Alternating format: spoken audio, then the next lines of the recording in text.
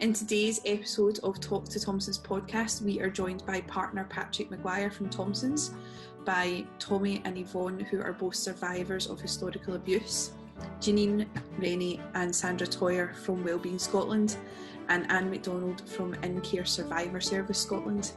We're going to be discussing what the relationships between Thompsons and these vital charities are, and we're also going to be having a look at the Scottish Government's proposed redress scheme. So if you can all please start by just introducing yourself, telling us who you are. Yeah, hi, I'm Patrick McGuire. I'm a partner at Thompsons Solicitors, and I work alongside Laura Connor, assisting survivors of historic abuse obtain justice, and of course seek to change the law where that needs to be changed. And at the moment our biggest challenge is in relation to the redress bill that's before the Scottish Parliament. Hi, I'm Janine Rennie. I'm the Chief Executive of Wellbeing Scotland, and Wellbeing Scotland have been working with survivors of abuse throughout our history. We started in 1994, and throughout that time we've been working with survivors of abuse, and we started delivering a service to people who had been abused in care in 2008. So we have a strong commitment to working with survivors, and likewise with Patrick have concerns raised to us by the survivors that we work with about terms within the redress bill, so we wanted to have some discussion about that. I'm Sandra Toyer. I work alongside Janine at Wellbeing Scotland. I've been there for over 13 years, and during that time I've worked with hundreds of survivors and listening to their voices and their points of view. Now that redress is finally coming, there's obviously a lot of unrest to see what the outcome of the bill is going to be, but our job is basically to make sure their voices are heard. Hi, I'm MacDonald. I've been working with survivors for about 30 years. I used to manage Kingdom Abuse Survivors Project, and that's where I first came across survivors of historic abuse, because there was a big case from St Margaret's Children's Home. So we supported, it was all male survivors, over the whole investigation, the trial, and then the public inquiry. And since then I was involved in setting up In-Care Survivor Service Scotland, and I've been campaigning and petitioned the Parliament, and we have a cross-party group of which I'm co-convener with Janine, and I have real issues around some aspects of the redress bill. My name's Tommy Harley. I'm a survivor of historical abuse, campaigner and volunteer with Wellbeing Scotland, campaigner for Take Justice, and concerns about the redress, and I'm glad to be on board with it. Hi, I'm Yvonne, In-Care Survivor as well. First person I met was Janine Rennie at Open Secret, and Sandra Toyer, who became a counsellor for Wellbeing Scotland. I do campaigning and volunteering for Take Justice, Voice Within, in Wellbeing Scotland and In-Care Survivors. And the redress, a lot of the survivors aren't happy about it at all. That's all I'll say just now. Thank you. If we can start by having a bigger introduction into who Wellbeing Scotland are and what services that Wellbeing have for survivors. So Wellbeing Scotland, as Yvonne said, we originally started a way back in our history as Open Secret, and we've developed over time to a wide range of services. We now provide a lot of different aspects of service for survivors, where we have structured counselling with specialist trauma therapists, which is extremely important because a lot of the people that we work with have been through really complex trauma. But as well as that, we offer advocacy, because a lot of people have got a lot of issues with housing benefits, numerous different things, even bringing forward the civil cases. Now I'll come on to that later about the relationship with Thompsons, but we also support people to maybe make a report to the police. So we've got a number of different advocacy aspects that we deliver. Also, a lot of people are not ready for counselling and they just want some informal support. So we're able to offer that as well. And for some people, that's enough to make sure that they're okay to maybe go for counselling later on. They're not really ready to go right into that. But we also, as Tommy mentioned, we support the Voice Within group, who are a group of survivors who have been absolutely fantastic at campaigning. We have other therapeutic groups within the service as well on a number of different issues. We offer services like EMDR, so we've got like a wide range. We realise that one size doesn't fit all, and that MD can access whatever is appropriate to their needs at that time. But as well as that, one of the most important things about our role, I think, is campaigning, because survivors often haven't had a voice, and it's very important for the service that we can support them in that. And I don't mean we're about empowerment. We're not doing anything for anybody. We're working together in partnership to be able to campaign, and for that reason we got involved with the Take Justice campaign with Thompsons Solicitors, And that's really been taking the lead in some ways on the sort of campaign we've been doing about redress. We realised way back in 2008 that survivors were struggling with legal advice, and nobody wanted to support survivors with legal advice back then. It was really, really challenging. I couldn't get a solicitor.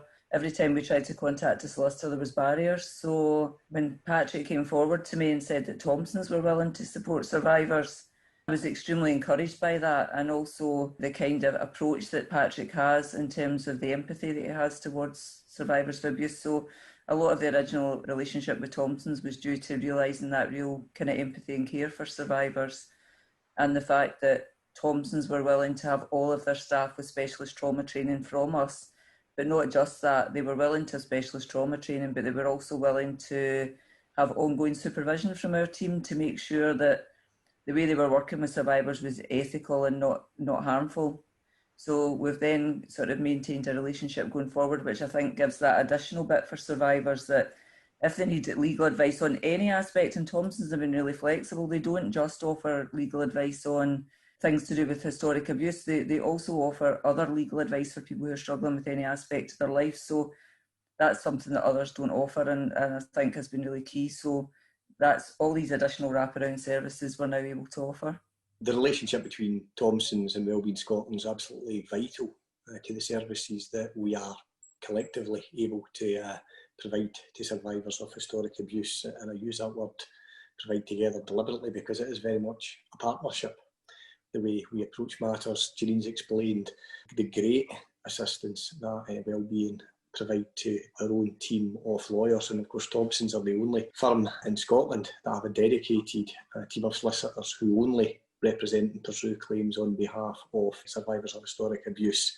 That's all the members of that team do, and it's vital that each and every member of that team are trauma informed, that they do receive proper supervision, and all of that's provided by Wellbeing, and they couldn't do the job they do, and they couldn't provide the support that they do to survivors without, in turn, the support we get from Wellbeing Scotland. So it's entirely a partnership approach, and together we are making a difference in survivors' lives, and I'm very proud of that relationship and what we have done, and it's only going to get stronger as the law continues to change and as cases are taken forward and as more survivors come forward and take justice.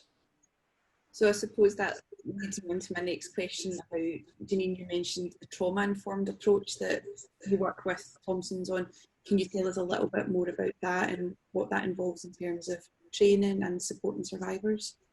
Yeah, it's absolutely vital. I mean, Wellbeing Scotland have been delivering training on trauma for a number of years, but one of the most important aspects of delivering trauma training is people don't understand the impact, quite often the long-term impact to people, not only who have been abused, but particularly people who have been abused in care. And Anne and myself obviously have worked in this for a number of years, and we have an understanding at cross-party group level about the kind of level of trauma, but that doesn't really go wider out into society. And a lot of people don't understand that a lot of survivors, when they come out and speak, it's extremely traumatic for them to speak to anybody about what happened. Now, to really reflect on that, think about if you had to tell anybody something intensely personal about your own life, and it could be something that you've never told anybody before because you've not been able to speak out. And all of a sudden, the first time that you start to speak out, you're speaking to maybe a solicitor about a case that you want to bring forward, or you're speaking to, or even you're speaking to a GP. Any walk of life for the first time that somebody discloses is a risk, actually, because that person, when they first disclose that abuse, could go away and start really feeling quite suicidal and quite distressed. So it's absolutely vital that people understand the complexity that somebody who's been abused faces. They will not have been believed in the past. Quite often when they have told, people will have reacted with putting their hands up in horror, and that really reinforces for somebody, you know, the horror of what has happened to them. So, you know, there's all sorts of aspects that can re-traumatise, and it's absolutely vital that the approach that somebody takes is appropriate. And that means that, you know, quite often it may well be that a solicitor from Thompsons can't just sit down with somebody. You know, they have to have that support first to get them ready to report.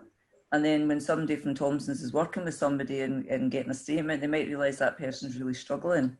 And by being trauma informed and recognising those signs that somebody's really struggling, they can then come forward and ask for the specialist support from Wellbeing. So it means that I would say the relationship we have is largely about safety as well, because, and Patrick will know I never stop talking about safety. It's incredibly important that the survivors are really safe within that. And, you know, any kind of process, I mean, Redress is coming up is going to be exactly the same.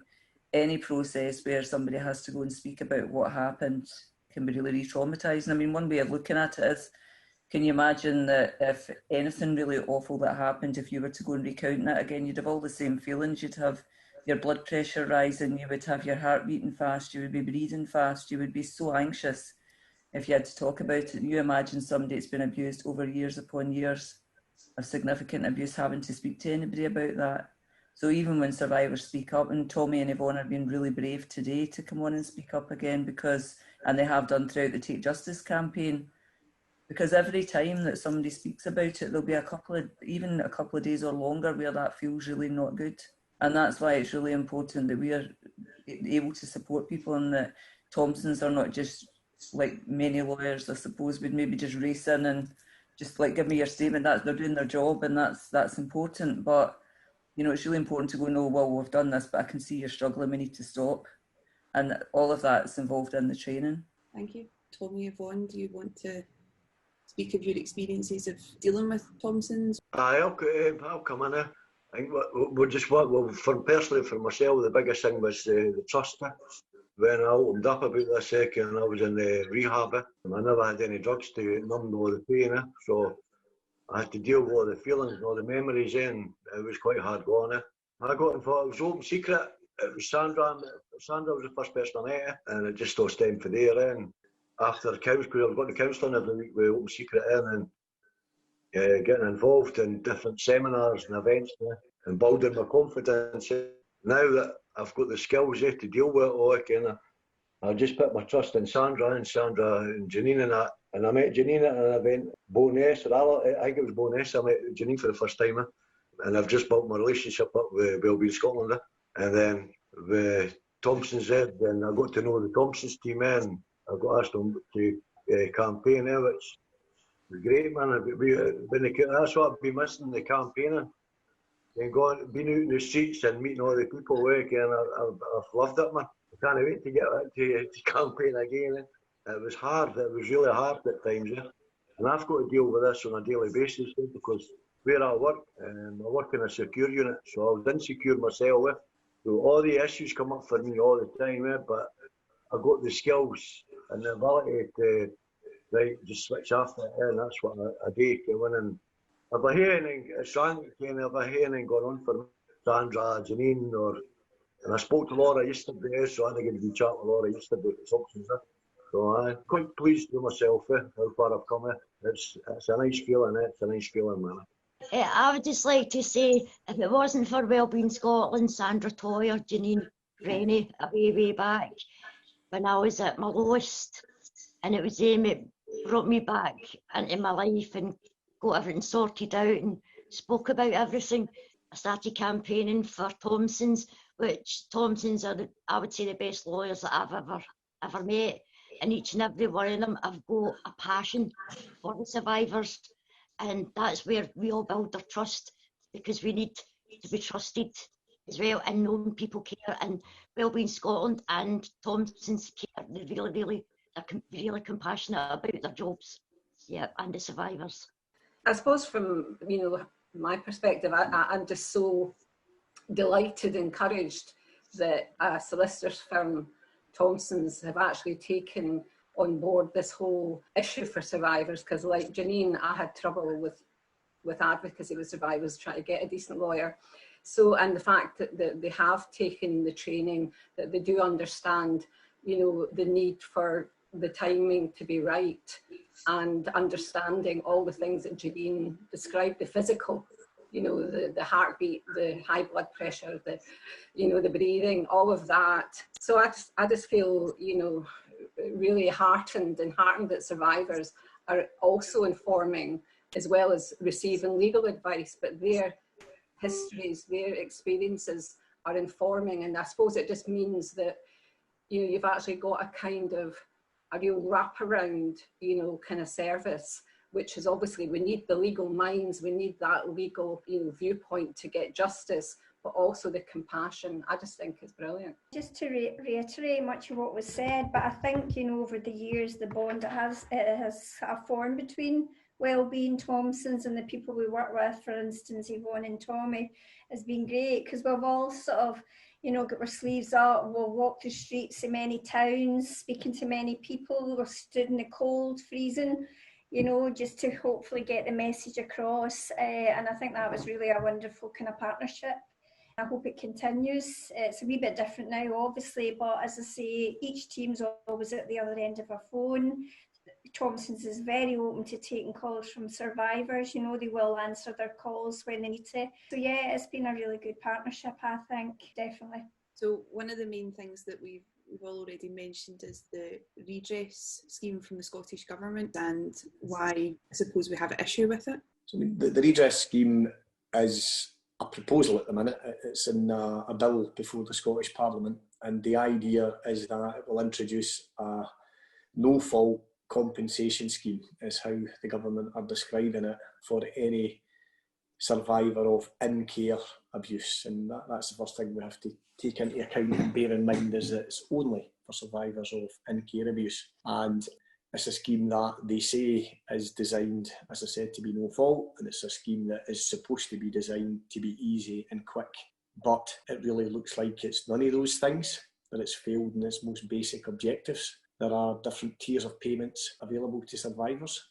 Those tiers themselves are causing survivors significant concern, to put it mildly, because they're so low, they're so arbitrary, and to qualify for any higher level than the basic award of £10,000, it's really just an adversarial combative system anyway, so there's nothing easy or quick about it. But most importantly, I think the concern is that as part of this scheme, the Scottish Government have gone out to try and get the institutions where these survivors were abused to put into a pot of money to form the fund that the payments will be made from. And to do that, the Scottish Government have said they have had to introduce within the scheme what they're describing as a waiver. And what that means is that if a survivor goes to the scheme and successfully accepts an award under the scheme, they have to sign away their rights to pursue a civil claim for compensation. That if they accept a payment under the scheme, that's it, they can no longer pursue a civil case. And there's so many problems with that. Firstly, at a most basic level, because of the levels of compensation that the scheme envisages, a survivor would undoubtedly get far more money in most cases by going through a civil court case. Secondly, it completely and utterly disempowers survivors. That the Scottish Government, let's be fair, have spent many years bringing forward various pieces of legislation and support schemes that have actually helped survivors, removing time bar being a classic example of a very good and positive piece of legislation. And what they've done with one foul swoop, and what may be the last legislative intervention for survivors, is remove all of that. They've pulled the rug from underneath it, because they've taken away survivors' voices through the waiver, they've disempowered them, and they've left them frankly traumatised. They've left them in a position where, once again, they have no faith and no trust in the Scottish Government.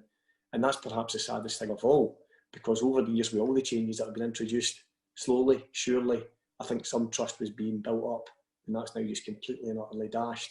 And that's why every survivor that we've all spoken to in Wellbeing Scotland and Thompsons are absolutely adamant that it's got to change, and we won't accept the position as it currently stands. Yeah, that's vital. As Patrick said, we've had quite a few meetings with, at one point we had about 95 survivors wanted to be involved in speaking about this. And that was just out of the current cohort of clients that we're working with. There'll be many more. And they were very angry, distressed. I had pages upon pages upon pages of comments of people who were extremely angry and distressed by this. And we ran a quick survey. We just ran it over a few days. We had a huge response, and people were, to a person, really saying that they were opposed to aspects of the redress scheme that Patrick's talking about. So, we realise there's a lot of upset about this, and my concern is people were really starting to feel, as Patrick said, that they maybe were being listened to by the overturning of time bar. It's something we campaigned for a number of years, and we thought, this is great, people have got the chance for justice now. And what redress will effectively do is people who are sitting in, literally, some of them are in debt, they don't have a penny to their name, to get out of that, they'll accept the £10,000 payment because they're in desperation, and they'll accept it as quickly as they possibly can because they're in desperation. But what will happen 6 months later when they start to think what could have been? What damage is that going to do? And people have already told me that that's what they're really concerned about, that they'll feel they have to take it for their families or for all sorts of different circumstances, the £10,000 or whatever else they get. And then they'll start thinking, why did I do that? Because, you know, I could really have changed my life. This isn't going to change my life. If you think about it, the upper limit of £80,000, that's not even an average salary for 3 years. And a lot of the people that we've worked with have actually lost their entire careers through really significant physical and emotional impacts of complex trauma. And everybody recognises the impact of complex trauma and how serious that is. So, you know, how can you compensate with £80,000? You can't. And that's, to get that £80,000, people are going to have to say, well, I was abused more than somebody else. You know, my abuse was this. So we're going to then have a situation which we've had for years. The survivor community is very connected. So the survivor community are going to feel like it's a competition about who got more than who else. And that's really not right. It's morally wrong. So for there even to be a scale in the first place, I've been concerned about these consultations about all of this. First of all, the consultation about whether people wanted a waiver. When you actually went through and read the questions, people didn't understand the question, and the vast majority of people didn't want the waiver. But as well as that, the consultations that have taken place have had a very, very low number of survivors have even responded to them because they've been inaccessible. If you go back and read them, I'd struggle following it. You know, and we're dealing with people who often their education was impaired by the fact of what they went through, and they've been having to fill in this consultation. A lot of them don't have access to computers. So there was all sorts of barriers for people to be involved, and a low number of survivors answered. Now, in our history, we worked with about 3,000 people who were abused in care through the In-Care Survivor Service. But as well as that, a huge proportion more who were in the prison scenario, and a load more prior to the In-Care Survivor Service starting. So we've dealt with a huge number of people who were abused in care. They didn't have their voices heard. And when I went back to them and asked, did you feel your voices were heard in the consultation? To a person again, they said no. So their voices weren't heard in this. If the Scottish Government wants respect from survivors of abuse, it's time they really started to listen. Because as Patrick said, there's been a lot of positive moves, but this could set everything back as if nothing had ever happened and nothing had ever moved forward. It's taken away choice, it's taken away empowerment. To me, I just find it, when I read it on a Friday afternoon, and I think I went straight on the phone to Patrick and Laura and just said, what on earth is going on here?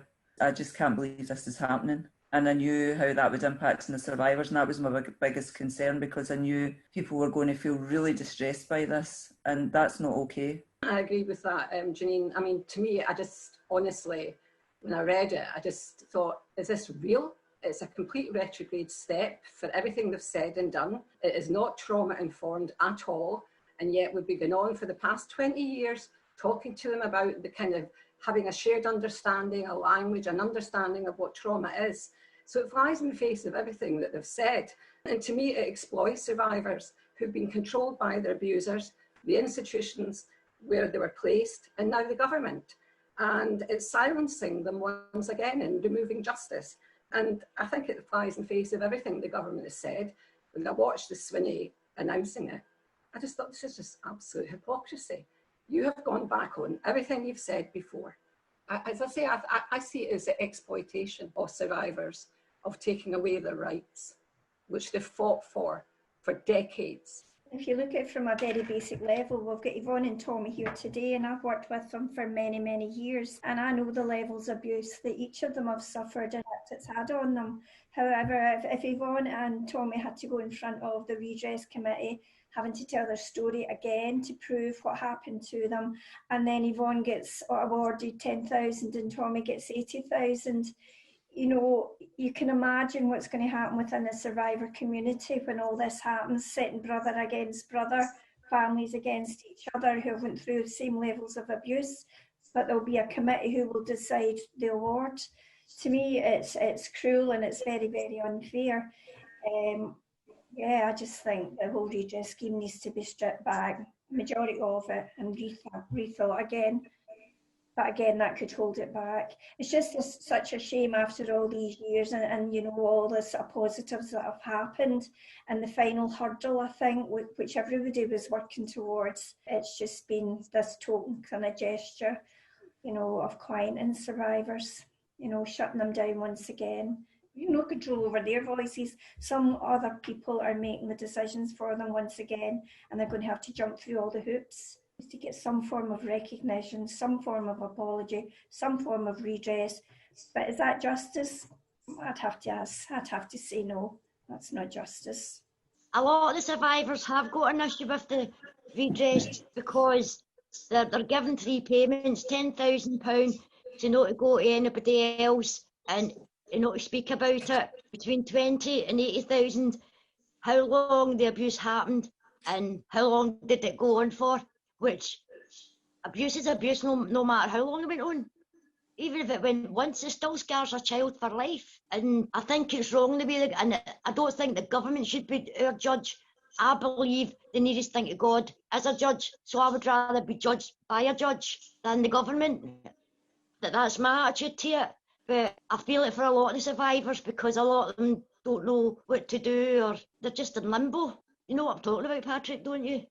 Absolutely. I mean, I've got a wee thing here, right, I'll say it's from a friend, and I'd spoke about the redress and that as well, and she'd said, what a share of absolute monsters, a system of gross obscenity, humanity out the window, in comes bloody church, bloody others to help children. They forget children grow up and carry it all, knowing they were unloved in these places trapped with the devil's own. So this is survivors thing, we know that, and a lot of them are still, how can I say, still surviving because they just don't know that they're coming, they're gone, and 1 minute, remember the time bar never not getting put on, and they just don't know where they're coming or going, Patrick. But they all want justice, definitely. We all want justice by a judge. Janine, do you want to say something about the corporal punishment? Because this is another area that I find really objectionable. Yeah, absolutely. So there's been discussion that some forms of abuse may be considered to have been the corporal punishment of the time. What they were saying was that, you know, if you look back in those years and you say the kind of abuse that happened, hitting children would have been considered to be corporal punishment, then that will not be covered under the redress scheme. Now, I think the laws of the time were wrong, and we're already looking back into the time and saying that so much went wrong because children were abused. The laws that were about at that time where it was okay to hit children were not okay. So it actually compounds the mistake by actually saying that, you know, we're now going to say that that was corporal punishment. What happened to children at that time and how badly they were beaten, and, you know, probably the institutions would argue that that was corporal punishment. There was cruel and nasty, horrible things that were done to survivors in terms of if they wet the bed, the sheets were paraded in front of everybody in the home to humiliate them. Was that corporal punishment? You know, it's not okay to say that we made mistakes in the past, so we're now going to say that was the way it happened in those days. The way things happened in those days involved the torture, abuse, and horrific things for children. So, you know, I think that is an absolute insult to the survivors that we work with, who are now all worrying themselves sick, saying, was my abuse considered bad enough? Now, you imagine if you're a little child who's been taken from your home for whatever reason, and you go into that home and you're looking to be safe and secure, and you might even be treated like you're an object instead of a person. What does that do to you? None of us have ever had to have that experience. What does that do? If that individual who you've not gained any trust for, who treats you like that, then batters you and calls it smacking, is that okay? I don't think so. So to me, this is just an absolute insult. I was furious when I saw it because it's making survivors really, really worry. I've enjoyed what everybody said there. Would the government sit back if a young kid being in care just now? Would they just sit back and say, well, they deserved it, come on, because we were survivors, we've survived all this, we're adults, we're grown adults, and we've had to deal with all, come on. But would the government be, I heard a woman saying this, would the government would be having this if it was their kids that was in care, come on. The corporal punishment, but the kickings, the beatings, the slaps, the punches, I used to get school belt on the backside, pulled over a boardroom table up in Rossi Farm, and a member of staff, and her member of staff would give 6 the belt, school belt, four corner, over the backside. It was just a constant thing every day, on a daily basis. All this, just what Sandra said, the redress for the payment scheme came in. It's like a survivor, like say, if a survivor gets 10,000 or 20,000, another one gets 80,000. First survivor was only in for a matter of weeks, and there it was abuse came in. It should never have, but it did happen. We never asked for it. We never asked for it. We thought we were going into care to get looked after because we couldn't get looked after at home, and then getting treated all this way and came right up until the day you leave. I didn't ask for it. I didn't ask to be abused. I didn't ask to be sexually abused. Again, somebody took it upon themselves and groomed me, and same way again, all survivors came in. We never asked for this. And now we're just fighting for rights for survivors to put their voices to be heard. The government comes along they've come along with a couple of schemes, kind of like future pathways, and I've experienced being with them coming, and I would never ever ask them for anything again. The anxiety that I had to go through to get a payment after me, it was horrible. It was horrible. Coming. I took a step back from them, and now they've come out, they're trying to introduce the redress, and then there's a panel there, and you have to go in front of this panel and say how much abuse you've been through. It's not right, man. It's not right at all, and you've no rights, and your rights has all been taken away again, man. And I think that's the heart of the whole thing, is that after, as we said, all these years, really positive steps by the Scottish Government, we've now got this piece of legislation that's, if you're going to be generous to them, you'd say has been written in the most ham-fisted way possible, that they've not thought for a second about what implications even reading this bill is going to have in survivors and the organisations that support them. Or worse, that it is not trauma-informed in any way, shape or form. That when they put in a section relating to corporal punishment, they don't actually think what impact that's going to have. They don't think of what they're trying to achieve and whether that section's required at all. Because it's not, when they talk about the different tiers, there's no explanation, there's nothing in the face of the bill that talks about general principles. They don't think about what impact that's going to have on the people that's reading it. When they talk about the panel, it's just a bland comment. The truth is, nobody knows. Is this panel going to take evidence in written form? Is it going to, are survivors going to be presumed to be, is there a presumption of truth, which I think there should be? Or are they going to be grilled? Is it going to be a cross-examination? Nobody knows. We've got this really light, bland piece of legislation that is just causing survivors untold trauma every single day. And that in many ways is the greatest travesty of all, that at this final hurdle, as Sandra said, they've just put together, in a rush it would seem, this really ill-thought, ill-conceived piece of legislation that is completely and utterly not trauma-informed. I think that's quite a powerful summary of that, Patrick. Does anyone else have anything to add on that? Yeah, I just feel like I've been reflecting on this a lot. Particularly Annie and I had the cross-party group yesterday. So we have been fighting for all these years for justice for survivors, and it's been a passion for us all, I guess, that have been working in the field. And, we were at the cross-party group yesterday, and we're still continuing to fight, and we've been fighting all these years. And Anne's work managed to bring forward so many changes, that she had a reference group that fought for the rights of in-care survivors and really made a change and a difference. And I think, I don't want to speak for Anne, but in terms of, it's so frustrating when we got this far and then we feel that this is actually causing harm, and I'm sure that wasn't the intention.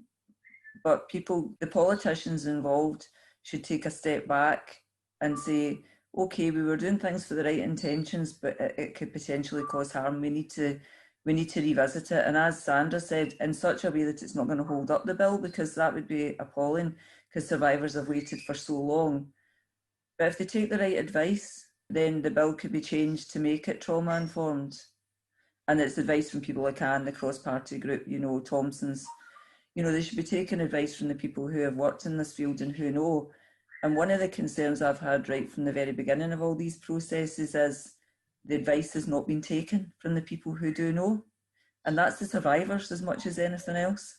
The government continually said they consult with survivors. Well, they haven't consulted with any survivors that I know. So, I'm not sure, as far as I'm aware, the interaction group didn't come up with any of these options. So I'm not sure where the consultation's been for this. And I'm just really frustrated that we're at a stage now that we've got a piece of legislation that could essentially cause more harm. And we hope that every politician in Scotland listens to this. We've had a bit of a response from MSPs saying that this isn't somebody from my constituency that's maybe asked. This affects everybody. You don't know if your neighbour's somebody that's been affected by this because they don't want to speak out. You don't know if one of your constituents has been affected by this because the nature of it is they don't want to talk. So every MSP in Scotland needs to be listening to this and saying the harm that this could cause in making the change. I don't know if you want to add into that, Anne, but... Yeah, I mean, again, I was quite astounded because the cross-party group consists of survivors, survivor agencies like Wellbeing Scotland and others like Bernardo's and NSPCC children's charities. There's psychologists, there's a lot of different academics, there's a lot of people there. And the wealth of experience in that group, apart from survivors and us as allies, is quite substantial. And yet, we never were consulted on this. And I have actually worked as a professional advisor with the Scottish Government.